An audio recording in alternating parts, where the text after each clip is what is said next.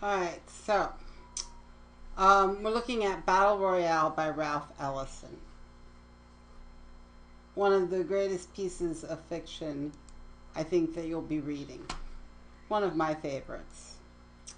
So Battle Royale, it's actually the first chapter in a larger work called Invisible Man. And it's a story filled with symbolism, imagery, history, and philosophical ideas. Best way to go about looking at it is to pick out important details and examples. So first, a little bit of background on the author. Ralph Ellison was the grandson of slaves. He attended Tuskegee University in Alabama, which was founded by Booker T. Washington, and it's a very prominent historical African American college. The college became a model for the one that the narrator of our short story wants to attend. Well, actually, he does attend in the novel. Ellison became employed by the Federal Writers Project, which was a part of the Harlem Renaissance. And he served in the Merchant Marines in World War II and used the Rosenwald Fellowship award to write Invisible Man. So let's look at the story. Again, it's first chapter. And Bildungsroman, which is what is part of the story, deals with the moral and intellectual development of a character. And the character was taken from inspiration by the existential movement, which focuses on the individual and their progression living for themselves. And there's this movement in the book, and you can see it in this first chapter, of a greater self-awareness. It critiques important social philosophies of African American reformists, particularly Booker T. Washington, which we'll get into a bit more.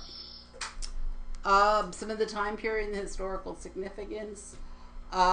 Basically, the protagonist's grandfather's mentioned several times throughout the story. His grandfather helps let us know what the current time period is and the important family history that affects the protagonist throughout Battle Royale.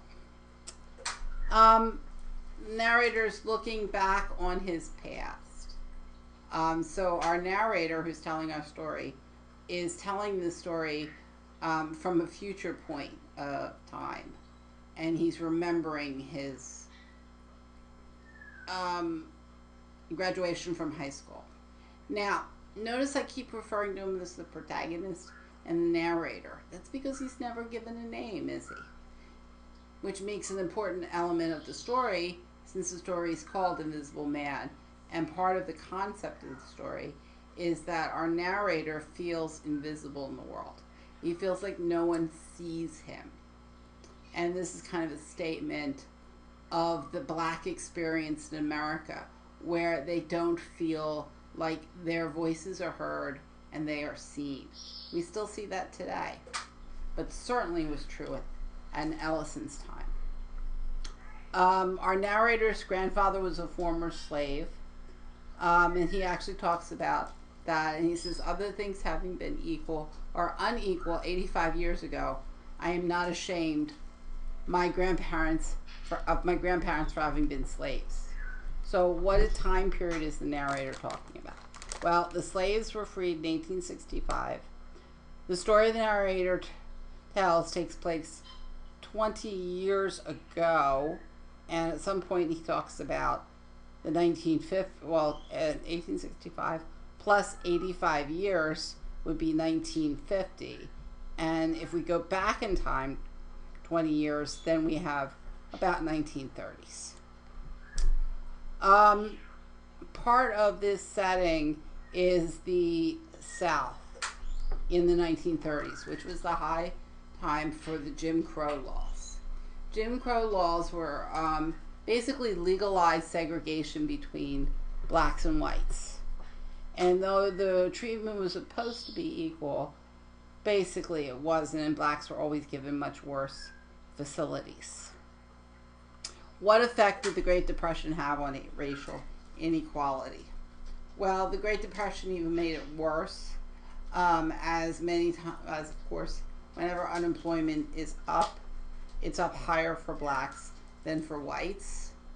And anger and frustration was um, taken out on the black community by the white community. And this usually resulted in lynchings. Obviously, Ellison is unhappy about society's treatment and racial intolerance of blacks. And throughout the story, we see the narrator is different from other black characters. Although he is compliant to white men, he seeks change. The others do not look for change in their situation and are simply comply to the power of the white community. And Ellison's writing this kind of as a story to explain the predicament of an African American in America. But we must not confuse our author with our narrator. Ellison probably doesn't look kindly on our narrator in certain moments, including ones in this chapter. So again, throughout the story, he kind of has this inner battle with how compliant he should be and how much he should be subservient to the white man. And he says at one point in the thing, the comment his grandfather tells him, "Live with your head in the lion's mouth. I want you to overcome them with yeses, undermine them with grins, agree them to death and destruction, let them swallow you till they vomit and burst wide open." Remember, that was advice his grandfather had given him. What does the narrator mean when he says other men have no grandfather's curse on their mind? So that statement I just gave you was part of his grandfather's curse, this idea. So the narrator sees a greater significance in the fight, while others see it simply as a source of income. So he talks, he says in another point, "I had some misgivings over the Battle Royale." This is the battle, the professional fight our narrator was invited to be kind of part of, even though he didn't know it was a fight at first, that he was going to be involved. He thought he was just giving a speech. But he talks about the battle. I had some misgivings over the Battle Royale, by the way. Not from a distaste for fighting, but because I didn't care too much for the other fellows who would take part. They were tough guys who seemed to have no grandfather's curse worrying their mind, nor did they like my being there. In fact, as the warmly lit slated floors, flashed past the elevator, we had words over the fact that I, by taking part in the fight, had knocked one of their friends out of a night's work. So remember, our narrator doesn't see the fight as part of what he's there for. He's kind of reluctant to be part of it.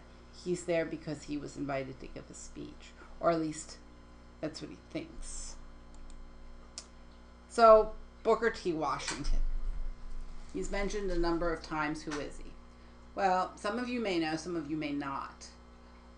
Booker T. Washington was, before Martin Luther King, one of the top black activists.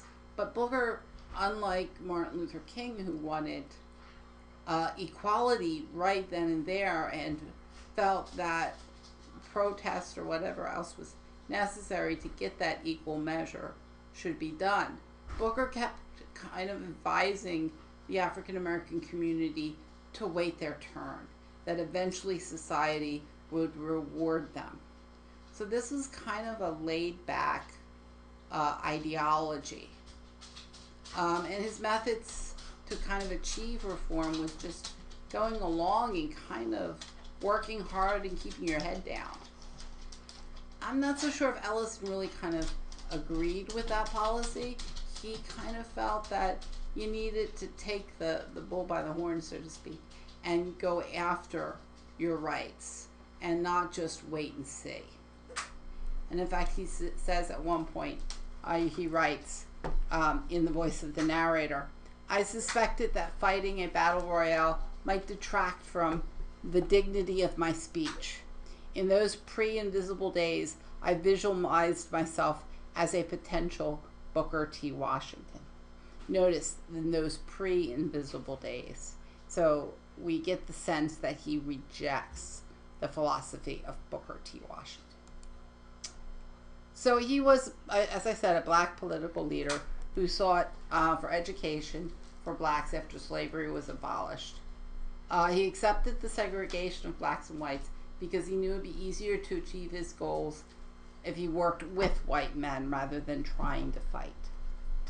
And again, Allison found fault with this philosophy because it was too optimistic in regards to white society. It was the same philosophy the narrator's grandfather used, and it got him nowhere. Genuine obedience and politeness would not work with racist whites. This was made very evident when the narrator gives his speech, quoting Booker T. Washington, and the white men taunt him. So what's the significance of Tatlock turning down the narrator's offer? So we have the narrator is trying to save his and Tatlock's dignity by faking the final fight. Tatlock does not see the fight as disgraceful. He simply is focused on winning and getting the money. And we have a quote.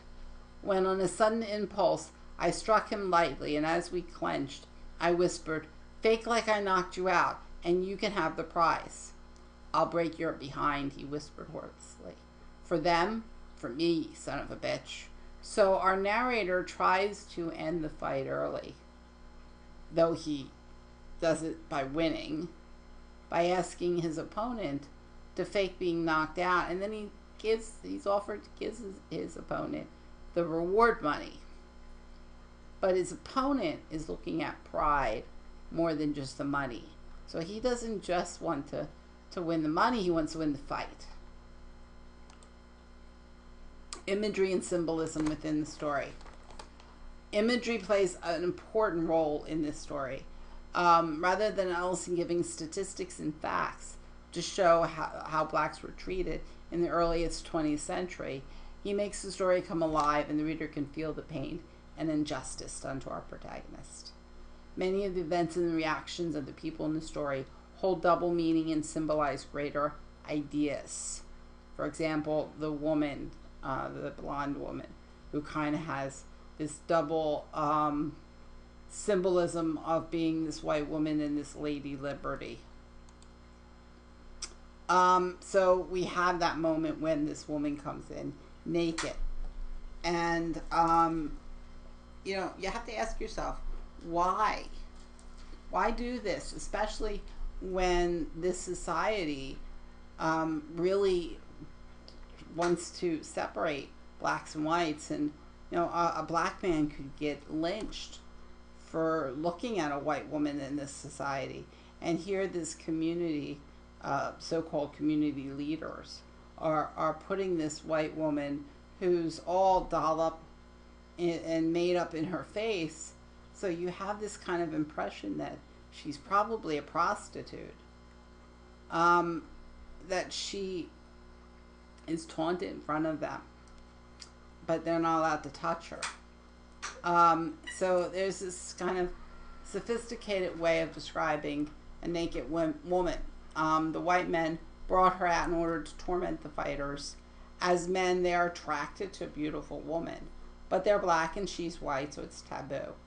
And although the narrator is turned on, he controls himself. Some of the other men, both the black and the whites, don't react as well. And we have our quote here. The hair was yellow like that of a circus Cupid doll. The face heavily powdered and rouged, as though to form an abstract mask. The eyes hollow and smeared a cool blue, the color of a baboon's butt. I felt a desire to spit on her as my eyes brushed slowly over her body.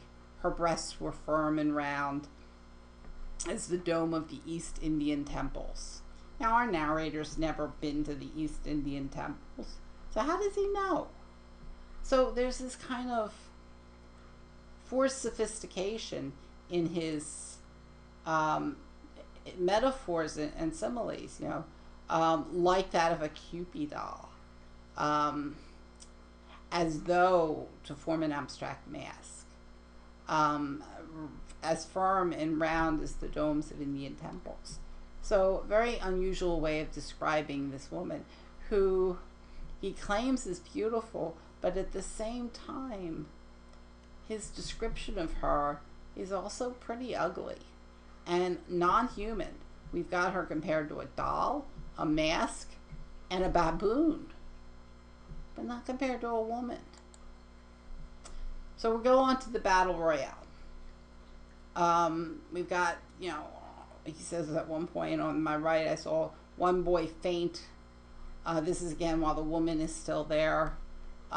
He says another tried to hide his erection with boxing gloves. And then he says his posture clumsily like that of an intoxicated panda. Wound his belly in a slow and obscene grind. So the fighters in the battle itself, the fighters are blindfolded, so they cannot see each other or the white men. The fighters are submissive to this and accepting right away. So why is this significant that the narrator's blindfold is looser than the others? He talks about that. And that's part of his allusion to the fact that his eyes are starting to wake up. He's starting to see what's going on, but he's not completely aware of it yet. So he goes on to say, all 10 of us climbed under the ropes and allowed ourselves to be blindfolded with broad bands of white cloth. Yet even then I had been going over my speech. In my mind, each word was as bright as a flame. I felt the cloth pressed into place and frowned so that it would be looser when I relaxed. And notice how he made it looser. He frowned. So it was kind of his sad emotion that allowed it to be looser. So the blindfolded men cannot see the order of society. They are beneath the white men and accepting of their position. We have this symbol of white cloth even. The narrator's blindfold being looser and thinking of his speech, even during this, shows his yearning for a different life and place in society. He sees the injustice and the uneven distribution of power between blacks and whites. So what is Ellison really saying in this scene? Part of it is that the white men promised the fighters money, make them fight for it, but the cloth was electrified when they tried to take it. In the end, we find that the gold pieces actually were nothing but brass tokens. So our author writes, but what excited me scattered here and there were the gold pieces. I lunged for a yellow coin lying on the blue design of the carpet, touching it and sending a surprising shriek to join those around me. The rug was electrified. That's good, hard American cash, the white men say. So this idea that we see here symbolized is that the American dream was promised to all, and blacks have fought alongside whites to achieve this thing. However, in the end, they are never actually given equality or their American dream. They fight hard for the gold, but for them it turns out to be brass. This also exemplifies the falsity of the respect that the narrator thought he earned from the white men. Remember, the Battle Royale is just another way to degrade him. That speech was just kind of a false promise as well. So one more point about Lady Liberty. The white men actually pick her up off the ground and throw her back and forth through the crowd. And we read in the book, they caught her just as she reached the door, raised her from the floor, and tossed her as college boys are tossed at a hazing. And above her red, fixed, smiling lips, I saw the terror and disgust in her eyes. almost like my own terror and that which I saw in some of the other boys.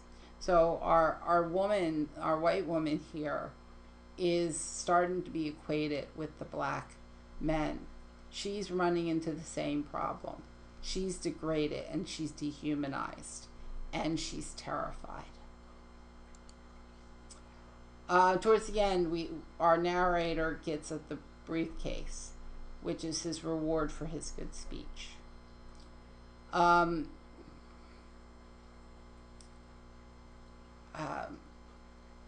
He says, I found an engraved document containing a short message in the letters of gold.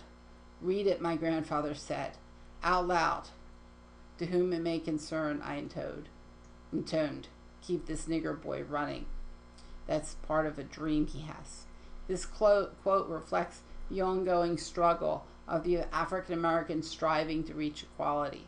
The narrator's dream of the document forces him to start to realize the implications of his philosophy of meek obedience. The white men want to keep him running, meaning they want his struggle to continue without him actually achieving the goal he desires, so he can gain respect, but never really get anything else in terms of equality. And we have our narrator's speech. And in the speech, he goes on, we of the younger generation extol the wisdom of that great leader and educator who first spoke these flaming words of wisdom. And this is, of course, Booker T. Washington.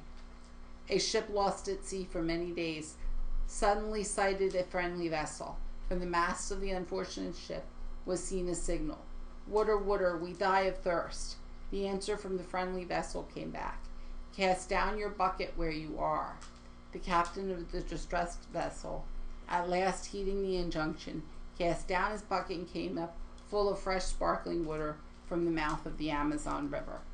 And like him, meaning Booker T. Washington, I say, and in his words, to those of my race who depend upon bettering their condition in a foreign land, who underestimate the importance of cultivating friendly relations with the southern white man, who is his next door neighbor, I would say, cast down your bucket where you are. Cast it down in making friends in every manly way of the people of all races by whom we are surrounded. When the narrator makes a mistake, though, in his speech and says social responsibility, the white men yell for him to repeat it over and over again. Eventually, he becomes frustrated and says, and makes his mistake of saying social equality. So he changes to social responsibility after being taunted to social equality. So why do you think the narrator makes that mistake? The narrator takes back his equality in order to avoid the conflict with the white men. By swallowing his blood, the narrator also swallows his dignity. While his speech focuses on humility, the speaker is repeatedly humiliated through the night.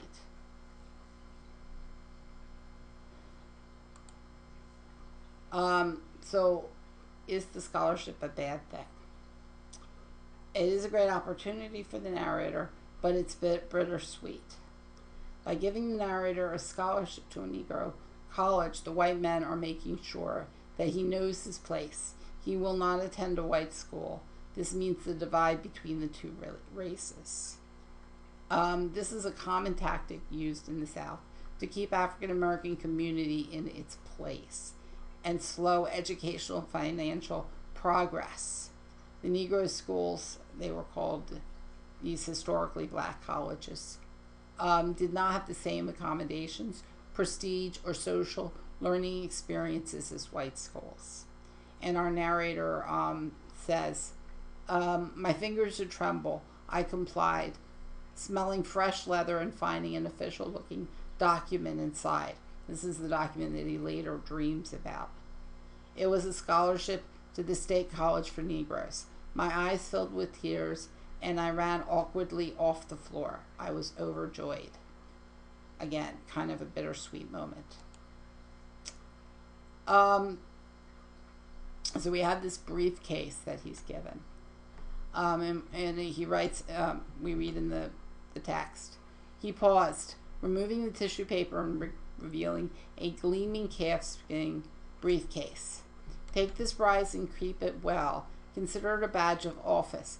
Prize it, keep developing as you are, and someday it will be filled with important papers that will shape the destiny of your people. So that's what the white men tell him.